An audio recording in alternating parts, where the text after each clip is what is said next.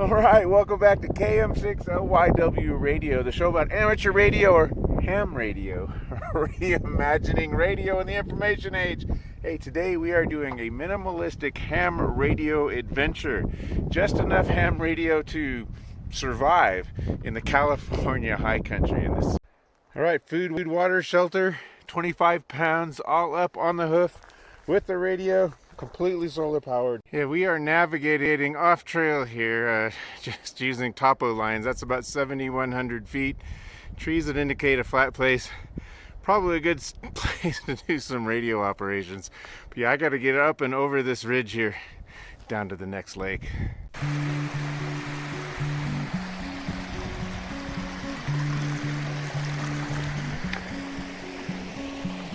have that voltage.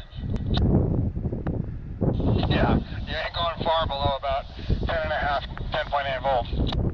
We finally picked up the trail. These are ducks. These are what you want to see. These are lifesavers. 3 rocks stacked. Shows you the trail. Yeah, 10.3 miles in. Horseshoe Lake, Desolation Wilderness. And we found a good campsite. We are moved in. Yeah, so situational awareness here in Desolation Wilderness at Horseshoe Lake. This is about a dozen square miles of national wilderness. You actually need a permit with the U.S. government to come out here. Let them know where you're going to be and when. There's only a handful of people, permits that are allowed out at any given point in time. We're at Horseshoe Lake at 7,300 feet. There is no cell service. There's no communication other than ham radio, maybe Garmin inReach, maybe your Apple iPhone. Do not come out here if you're by yourself, if you don't have one of these communication devices. There's really no way to get you out of here if you get hurt other than helicopter. So if you get hurt and you don't have a way to communicate, ideally with ham radio, you either helicopter out or you die wherever you can't move here in Desolation. So yeah, I prefer the former. We can actually get 911 services on the repeater systems here, and we can cover the operations here. But you know, your local area probably has some cool radio repeater systems that you can use. So research it before you go. I know I did before I came out to Desolation Wilderness. Horseshoe Lake is where we made it today. 10.3 miles after a kayak. So I'm glad we're here. We're gonna visit some other lakes here in a little bit.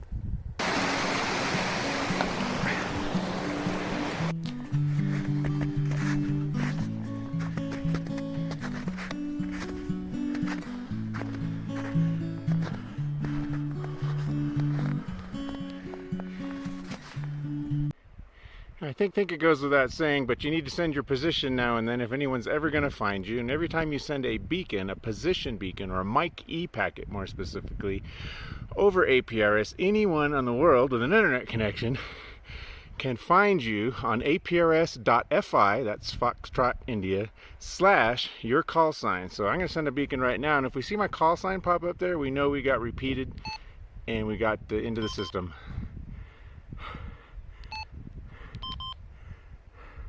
You gotta wait for when there's no signal. There we are, KM6LYW. So I think we are in business there. I heard 2 repeats. And of course, when we're doing this, use wide 1-1 and wide 2-1 to make sure you're getting out to the valley. So yeah, we're on the map, aprs.fi / KM6LYW. And they will then know we are at McConnell Lake here in the wilderness. All right. At least they'll know where to find my radio. That's the important thing. And hopefully my radio is next to my body. I don't want to find out. And since this is a video kind of about safety, don't drink the water out of the lake, please, no matter how fresh it looks. Get a filter. Sawyer Squeeze Mini right there. A nice filter. You get a knock gravity bag, about 3 feet of surgical tubing into a smart water bottle, and you are not going to have a bad time when it comes to drinking water. I'm giving you no microbe guarantee. And if you do some outdoorsy stuff, you know, these sensor watches are pretty cheap. They're going to give you altitude, pressure, and they got a compass built in. So the pressure's been steady overnight, so we expect fair weather clouds, which is what we're getting. My altitude, this is the apex of my trip. I'm at 7,600 feet or so. That's about 2,200 meters. Barometer's been, like I said, steady. not a problem. And of course it's got a compass too, which is fun. And this watch actually tells time also, so I just had my my lunch break here. Cheap watch, get one. It's going to help, especially the compass and the barometer overnight. It's going to give you some expectations as to the weather and basically where you are on the map as well. If you know your altitude, you can pinpoint yourself on a topo map. You know, you might have noticed your radio has a GPS function on it where has an arrow, and it doesn't have a compass, but it has a bearing to your last marked location. And I actually marked the star location, so I know I am 0.6 miles straight ahead. And what you want to do is walk in a straight line for about 10 feet, and the arrow will show you I'm walking on snow, the bearing to your campsite. So we walked about 10 feet, so now that is our bearing. That's going to be north is up here to the right, just slightly, maybe 5-10 degrees from my walking line here. So walk in a straight line 10 feet, and the arrow will point to your last marked position, and you can select my position or a star, L1, L2, put some waypoints, and then just hold down enter to mark it. So the last one I marked was the star, and I'm 0.6 miles, and I'm about 5 degrees from off of north. And it's kind of cool because you can get your distance and bearing and use any map and have a reference point and know where you are on that printed map. So your radio is going to be a backup to your phone, but I totally recommend using your phone's GPS like a normal person. But hey, this is amateur radio. We're using our radio to get a bearing and put us on a map. Pretty cool.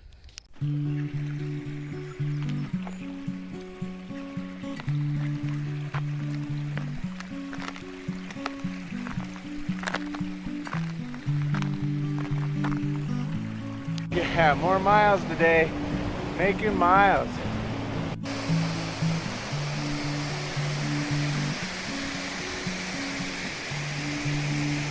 So we'll get to operations in a second, but first let's talk about power. How do we manage power? Power is everything. You have to manage your power.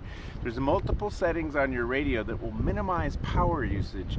The first one is if you're just doing voice stuff, turn on the RX saver, the receiver saver. It reduces the duty cycle of how often your radio actually listens for a signal. Now you might miss the beginning of a call sign or something, but who cares? You're saving a lot of power by turning on the power saver. Also, if you're not actively beaconing with APRS, turn off the GPS. That's 20 milliamps right there. GPS, turn it off if you're not beaconing APRS or if you're not using it.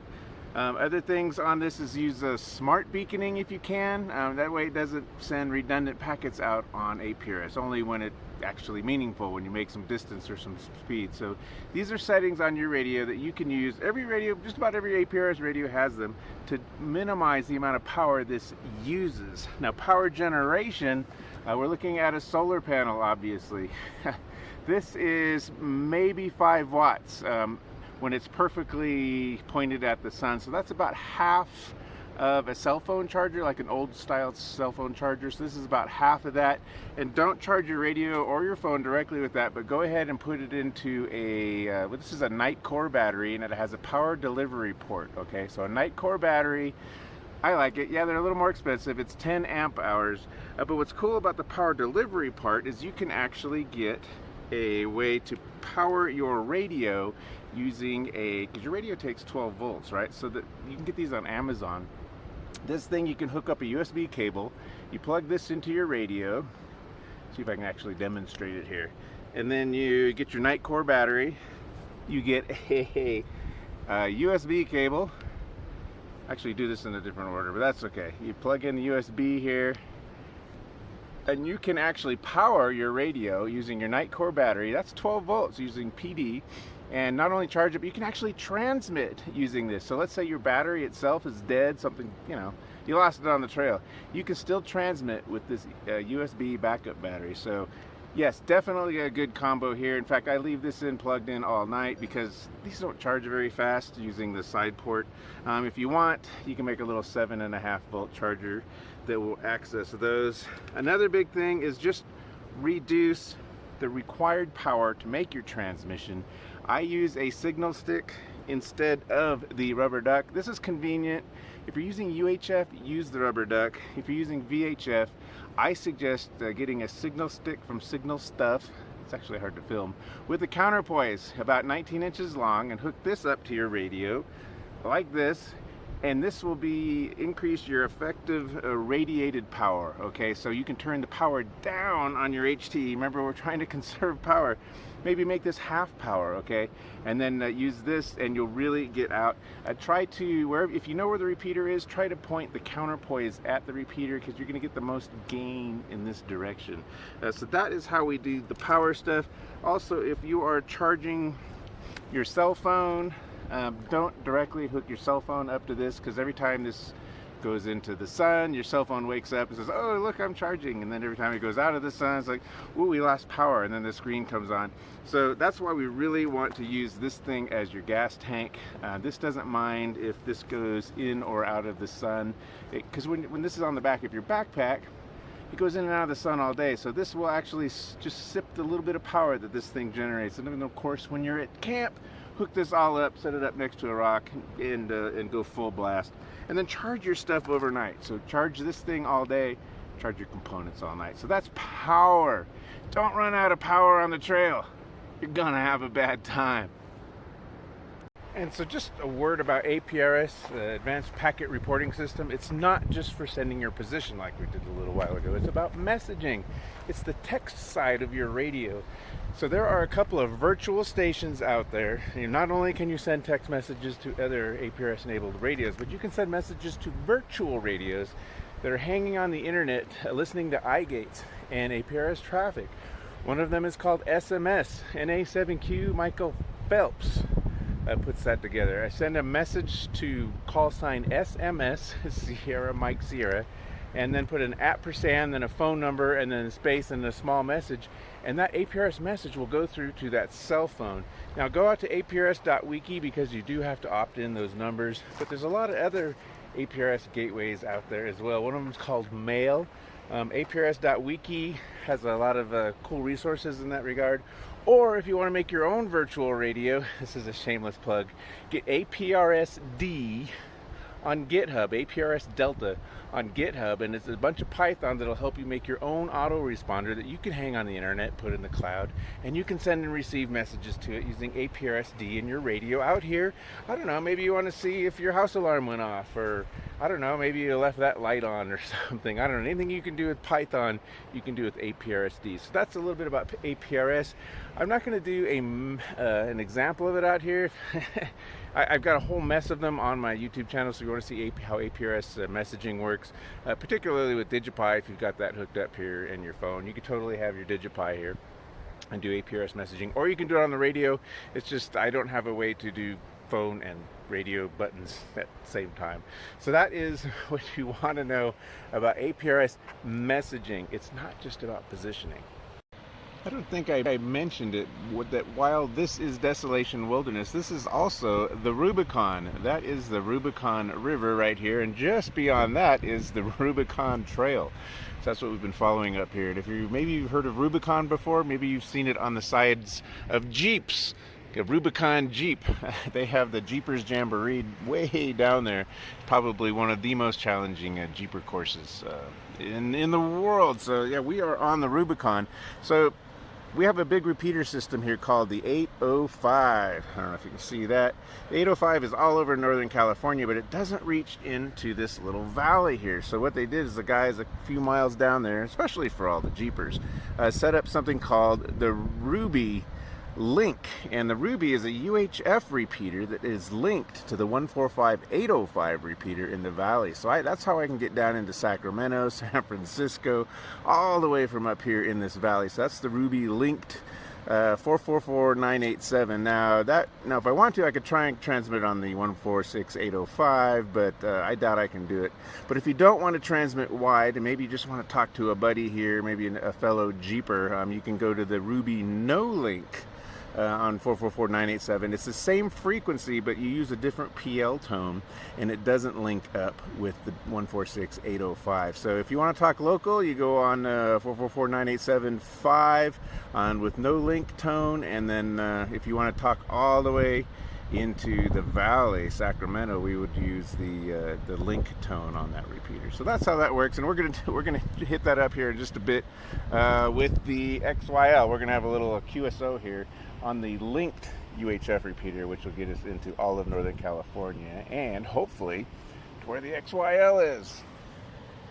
All right, it's almost our meeting time. Let's give the XYL a call here. We are on the UHF link repeater, linked with the 146805 in the Northern California. She's probably 100 miles away down the valley. Let's see if I can reach her here. KN6JYI, KM6LYW.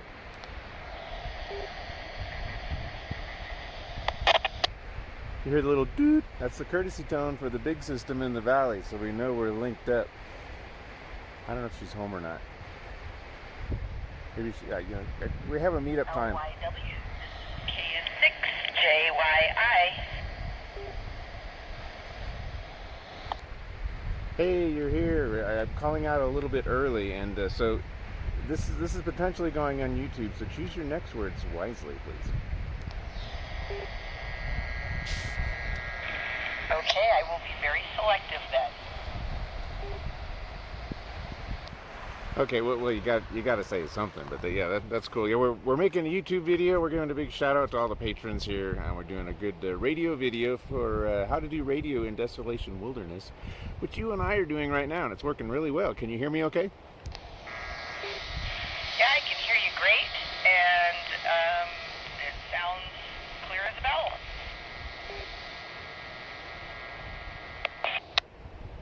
I heard the doot. That sounds good. Yeah, so I had a change of plans today. I'm actually at the water slides, and I'm going to come home tomorrow. I got a 7-mile hike out tomorrow, but had a really good hike today, maybe 5 miles in the high country in the snow. Go ahead. Peter, timer, shut off. Wow, that hiking in the snow, that's a whole new category of activity. Yeah, we don't need to hear that whole conversation. Hey, thanks for hanging out with me on this trip. This has been a lot of fun. This video has been brought to you by Frank for managing the 805 system, and John for managing the equipment at Spider Lake that gets us into that system here in Desolation Wilderness. If you come out to Desolation Wilderness, I'll put all that information in the notes. Maybe you've got another similar place like this and you want to build out a cool system. Let's do that. Get a voice repeater, APRS, a digipeater. Hey, you could even set up a Digipie to really get communication out here in the wilderness. Hey guys, my name is Craig, amateur radio call sign KM6LYW. I'm on the Rubicon Trail and I'm clear.